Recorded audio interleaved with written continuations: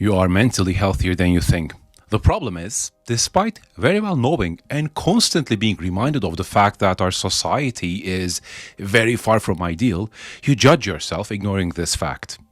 It's as if there are two sides of your brain that can't communicate with each other. This very real, modern, cognitive dissonance has been the characteristic quality of our mental state today. In this essay, I'll talk about why the way we think about mental health and what we understand from it is mostly wrong, how our defense mechanisms take shape in response to trauma, which in turn shape us, and how, with this single shift in perspective, you can find a renewed self-confidence taking on the world and all it throws at you. I'll share 3 lessons that will help make sense of it all. My thinking on this topic has been shaped by studying psychology for the past 12 years, as well as 3 books I've recently immersed myself in. The Myth of Normal by Gabor Mate, Behave by Robert Sapolsky, and Wanting by Luke Burgess. So stick around for a useful synthesis of their core ideas.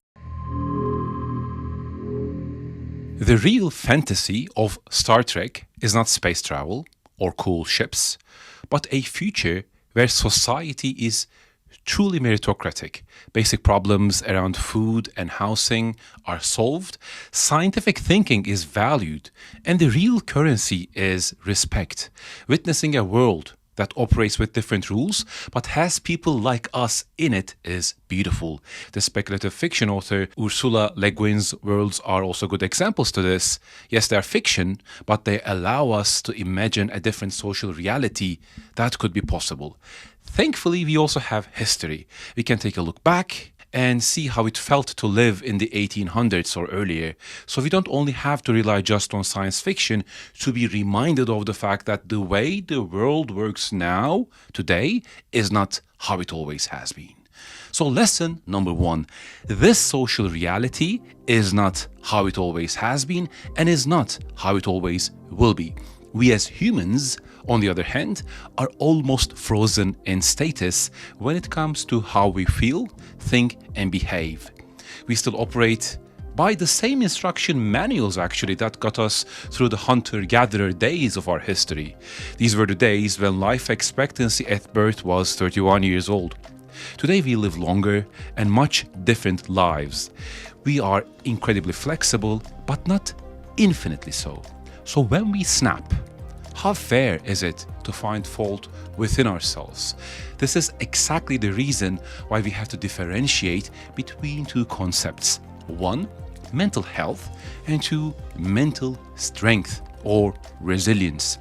Years of study in psychology has taught me there's a healthy range, call it variation, in almost every measurable aspect of humans, from stress tolerance to hair color.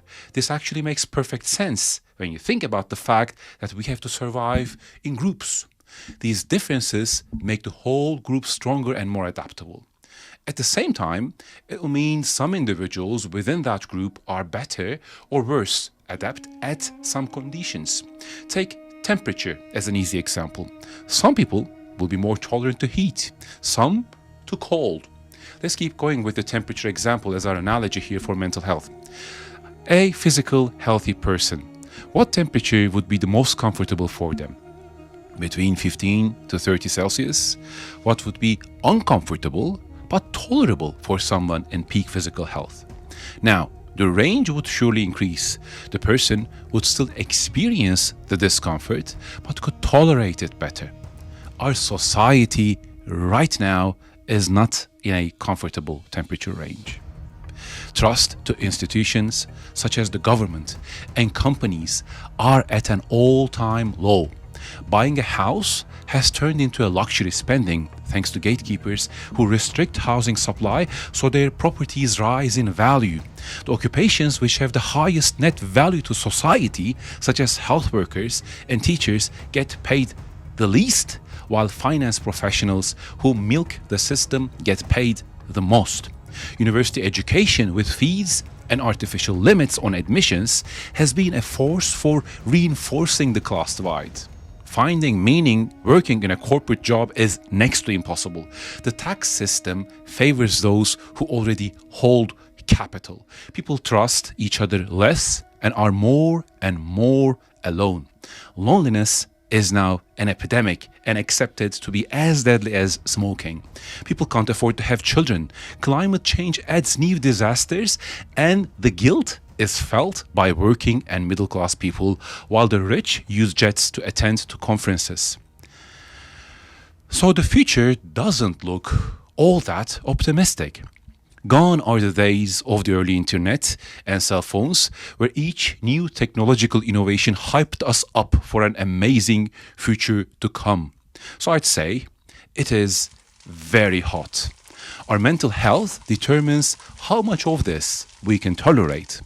So lesson number 2, someone who is perfectly mentally healthy in this context can be someone who is, at best, a bit sad, disappointed, and even disturbed by the way things currently are. Don't make the mistake of trying to find the problem inwards when you are not in love with the way things are right now.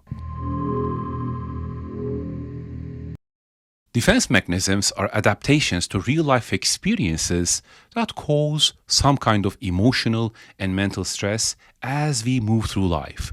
We can also think of them as learned reflexes that live in our brain pathways that fire in a specific combination. When something causes us stress, we deal with it in some way. However adaptive or maladaptive it is to be in the future, we do not know. What seems to work at the time becomes muscle memory.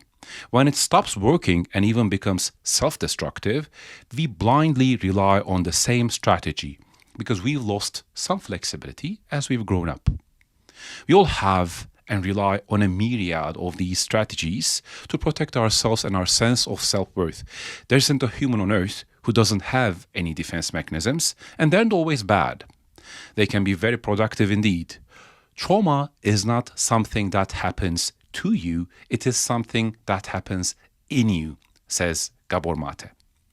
Traumas are the little nudges around how each of us experience reality.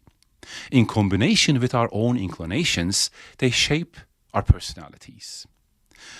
The question I find fascinating is this: what type of a personality, and I would ask you to think with me here, and indirectly which specific traumas that have shaped the person would lead to the happiest and most fulfilled person in the way the world is today. So in this context. In other words, who would not only tolerate, but thrive in this high heat environment as we've come to describe it. I haven't yet figured out the full answer to this, but at a starting point, I know this person would need to be someone who feels financially stable, has a rich social life and good social status. But where it gets interesting is they would have a loving and accepting set of parents and perhaps siblings. They would also need to be a specific breed of first world citizen whose awareness of living conditions around the world are somewhat limited.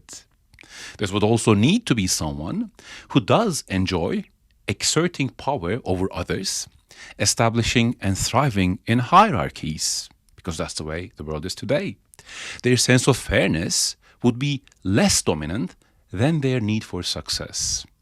They would also need to have low-ish self-awareness and social awareness, especially because they would need to maintain the idea that their success wasn't handed down to them, but was of their own making.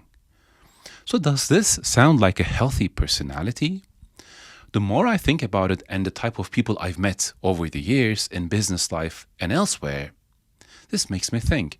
Perhaps the type of personality who thrives in this high heat environment is less mentally healthy. So lesson number 3. Do not try to copy people who are conventionally successful or outwardly happy. People have a huge bias when it comes to giving themselves the credit. Winners of a game rarely complain it is unfair. Greatest contributions to society have been made by people who were at least a little bit discontent. It is the simplest idea, but it's so powerful. By rejecting the notion that your negative moments and experiences are because there is something wrong with you, you take a step towards self-love and self-acceptance. Maybe your values and needs are in the right place, but society is out of alignment. By accepting the idea that the discomfort you're experiencing is coming outside from yourself, you can find a renewed self-confidence to build the right defenses. And perhaps there will even be some energy left to work towards making things better.